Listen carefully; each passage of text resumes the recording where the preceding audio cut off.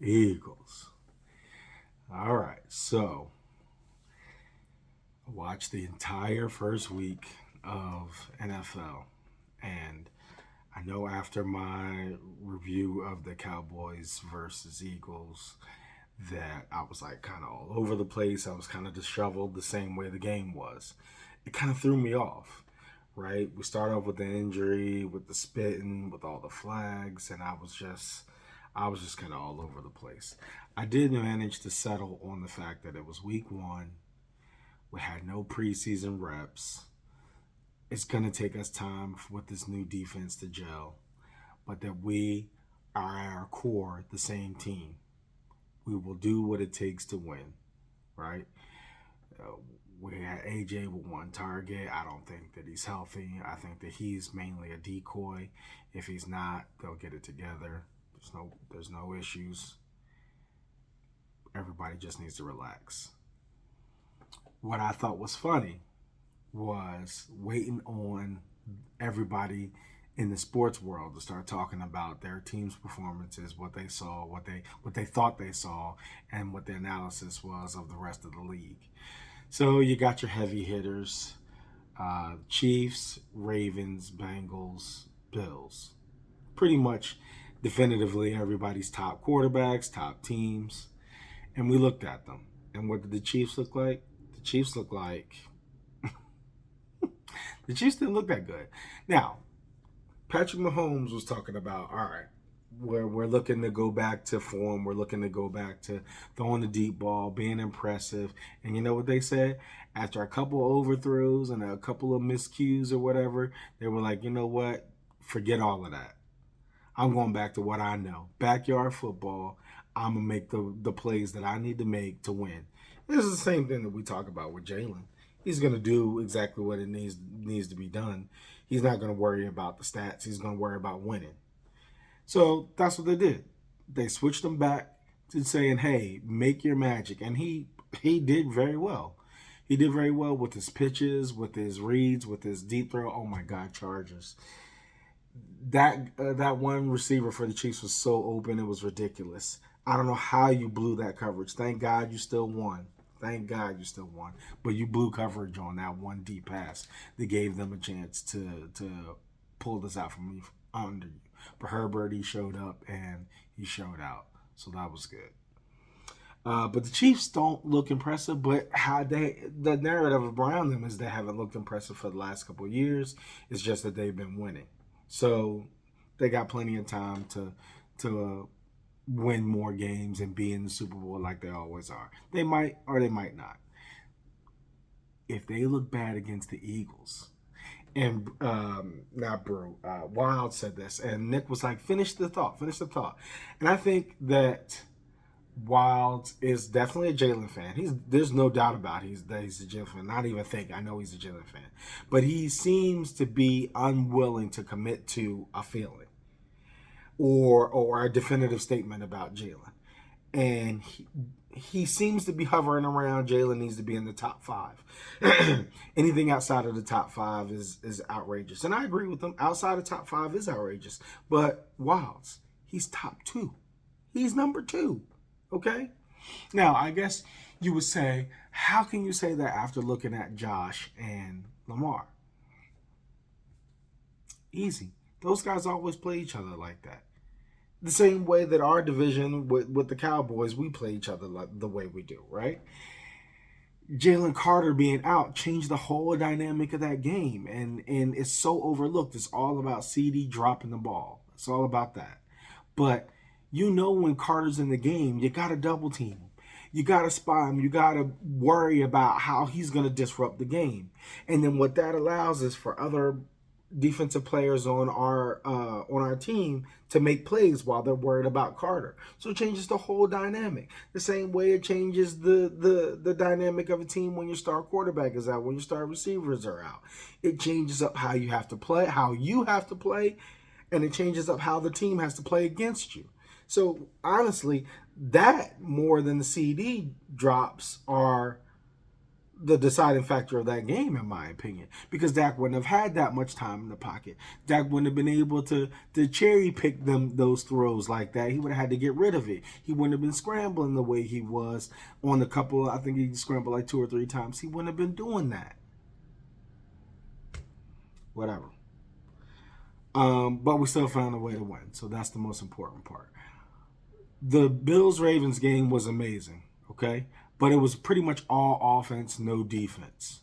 Honestly, if you want to think about it, the way they were running up the score, it was all offense, no defense, and the Ravens continue to do what they do, is blow leads at the end and not close out games. What did Jalen say in the Super Bowl? They were asking him, why aren't you smiling? Why aren't you happy? Why aren't you celebrating like everybody else? And you know what he said? It's not over until the clock reaches 0. And I've said this for years before I was making regular content on YouTube. I said this to all my friends. I said, listen, this game is not over until there are zeros on the clock. You never let up off the gas. You never stop pressuring on defense. You don't go into that stupid prevent that almost killed us in the Rams. And I know everybody says they did. They did. If you watch how they played defense all the way up to when Saquon ran that long touchdown and we were up by big and we just thought we had it in the bag, they started to relax. And then when they realized, oh, we could lose this, they tightened up and they got back on them. And that's the only reason why they didn't blow that game. It's because they realized that we're about to lose this. You can't go into that type of stuff with these good teams. You really can't even go into it like that with bad teams, but more or less good teams. So Jalen was right. He was like, listen, this game's not over. And guess what? Patrick went on and got 22 in garbage time from long, like, one-play throws to run that score up at the end of the game. That game really should have been 40-6. But we put the backups in. We're like, oh, this game was all sold up. And Nick, you see Jalen talking to Nick saying, are you sure? Are you sure you want to take us off the field against Patrick Mahomes and the Chiefs? And Nick was like, oh, yeah, we got it. And then they ran up the score. I mean, obviously they didn't win because we really did put it too far out. But, my God, these Ravens, they do not know how to win the big one. And this, for all intents and purposes, is the big one because you will more than likely see the Bills in the playoffs.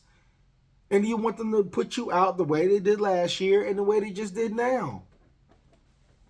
Man, they whatever. So if it's a Ravens-Eagles Super Bowl, am I worried about the Ravens?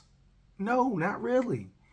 Because they're going to be like, oh, it's 40-25. We got this in the bag. And Jalen and Saquon and the defense and everybody are going to keep pressing, and get that 1-point lead victory to win them to the Super Bowl. I personally think it's going to be Eagles-Bills. And I think the Eagles are going to win 38-30. I'm going to preach that the whole time until it's not true. But I think that's going to be the Super Bowl and that we're going to win against the Bills. So our favorite boy, Nick Wright, is like, no, listen, he said that the Chiefs didn't play well, right?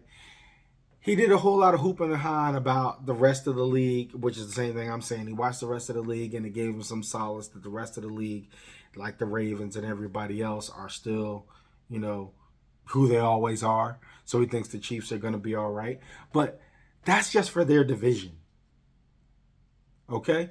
If they squeak out and are okay in their division, great. But they still have to come face the Eagles. And then Wiles was like, what if Jalen wins again? And I think they are going to win again.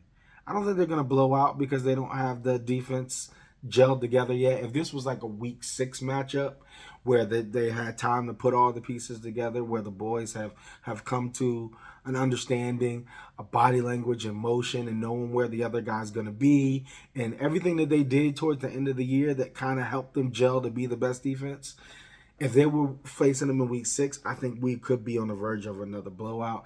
Here, I think it's going to be a close game where it could go either way just because of the defense. Offense, I'm not worried about. They'll get it together.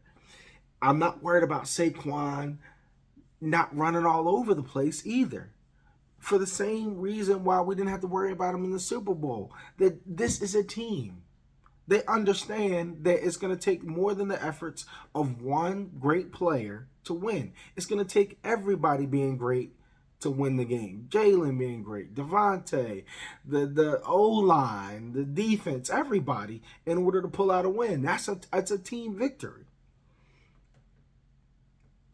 But Nick Wright was going off like, oh no, the Chiefs are still amazing. Now, he did kind of was like, okay, if the Eagles, blow them out, what? What then? Is Jalen better than Patrick? And no, I personally don't think so.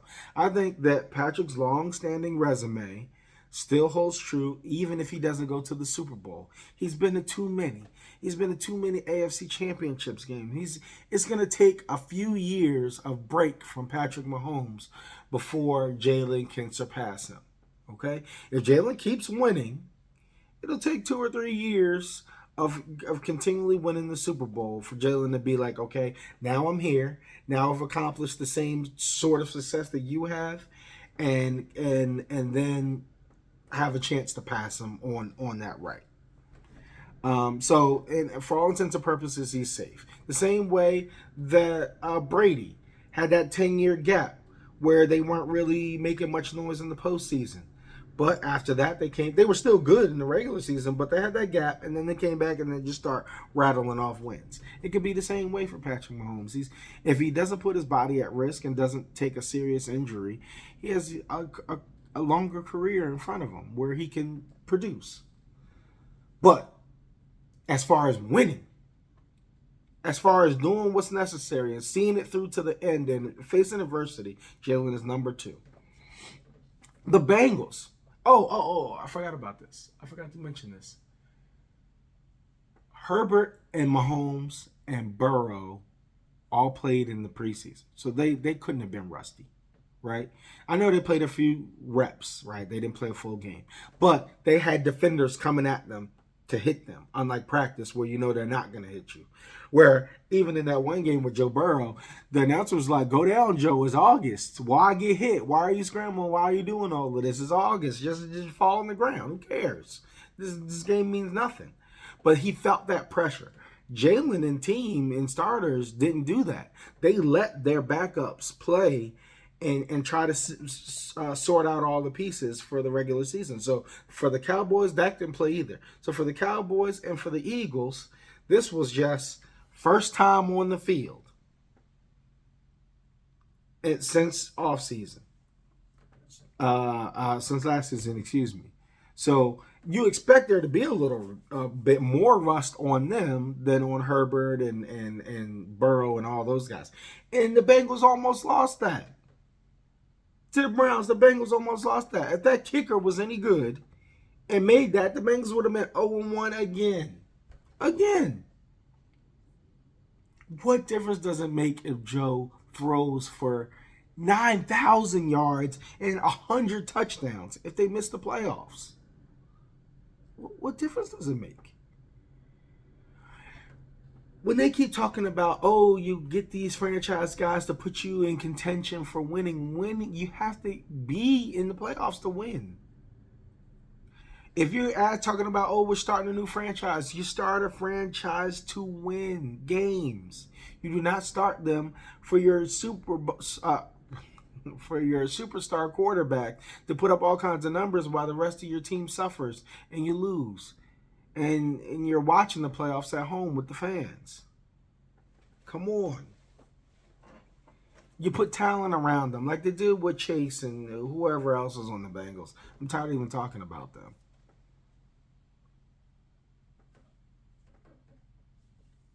Commanders look decent. The Giants didn't look too bad, but I think that they may end up being at the bottom again. I really thought that Dallas was going to be at the bottom. I mean, there's much more time in the season, but I thought that it was going to be Eagles, Commanders, Giants, Dallas. But now it might be Eagles, Commanders, Dallas, Giants. That looks like to be where it is now. Unfortunately, we're not going to face the Commanders until like the last 3 games of the season. It's Commanders, Bills, Commanders, where we're going to have a tough time if both of those teams are firing on all cylinders at the end, and so are we. Those are going to be good matches at the end of the year. What can I say? The rest of the league played. The Ravens look good on offense. The Bills look good on offense. The Chiefs look mid. The Chargers look good. The Rams looked okay. I'm just trying to think about the contenders, right? All the people who we feel like would make a push at the end. So let's see real quick. 49ers didn't look that impressive to me. They didn't look that impressive. So the Chiefs, they'll most likely be there. The Colts, how about Daniel Jones? I mean, it's something about, look, Daniel Jones leaves the Giants, and he's putting up numbers like that. Now, they did play the Dolphins. I didn't really pay attention to how well the Dolphins were playing, their defense or anything. But Daniel Jones looked decent. Saquon. It might just be the Giants organization, the coaches, the staff, the trainers. It might just be that. Aaron Rodgers, I thought he was going to be a wash. He looked fairly decent. He pulled that one off against his old team. So they may be a contender and go to the playoffs. Maybe. We'll see. Panthers and Jaguars. I mean, Jaguars looked okay, but they didn't look like anything to stand out on the page. Cardinals, Saints look bad. Kellen Moore should have stayed with us. Giants and Commanders, I talked about that. Oh, the Bucks are our kryptonite. I was so hoping that the Falcons would win that. But they let that one drop. Hopefully we can get over the hump with the Bucks this year. Bengals, like I said, they didn't look like anything to worry about. Raiders and the Patriots, 49ers didn't look that impressive. Packers looked good. Excuse me, I knew that add Micah Parsons was a good move. That might be a team to watch for. Rams, okay. Bills, Ravens, we talked about that. Bears are who we thought they were. Trash. And Vikings just looked okay. They were against the Bears. So, as an all-around look on the league, I say that the Eagles are still sitting in a really good position. Spend these first couple of weeks getting your defense up, Vic Fangio, and making the necessary moves that you got to make. And I think they will be straight. Got the Chiefs and the Rams and the Bucks and the Broncos are our next 4. They're our next 4 up. I think that we'll do good. And I hope that you guys don't get too disheveled with what you see and what's going on. I hope that you guys are understanding that we were 2-2 last year. It looked like disaster. And we rattled off all those wins. And we won the Super Bowl. It was one of our most magical years ever. So don't be so concerned about the very beginning of the season and hold on there for our birds. Fly, Eagles, fly. Go, Birds.